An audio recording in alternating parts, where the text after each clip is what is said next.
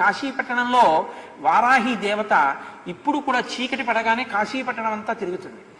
చీకటి పడగానే గుళ్ళోకి వెళ్ళిపోయి తలుపులు వేసేసుకుంటుంది. అందుకే సూర్యోదయం అయితే ఇంకా వారాహి దర్శనం ఉండదు కాశీలో, మనం చూడలేం కూడా. ఆ వారాహి యొక్క స్వరూపాన్ని దగ్గరగా నిలబడి చూడడానికి ఎవరికి ధైర్యం సరిపోదు. అందుకని ఏం చేస్తారంటే వారాహి దేవాలయం పైకప్పెక్కి సూర్యోదయానికి పూర్వమే పైన కన్నాలు ఉంటాయి, ఆ కన్నాల్లోంచి చూడాలి వారాహిని. కన్నాల్లోంచి చూసినందుకే ఉద్వేగం కలుగుతుంది. అలా ఉంటుంది ఆవిడ స్వరూపం.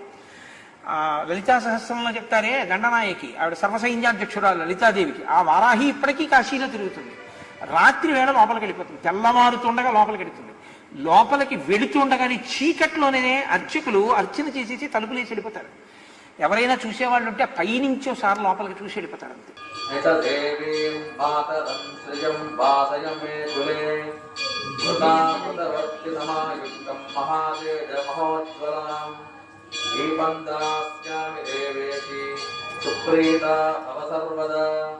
ఓం శ్రీ వారాహి దేవ్యై నమః. దీపం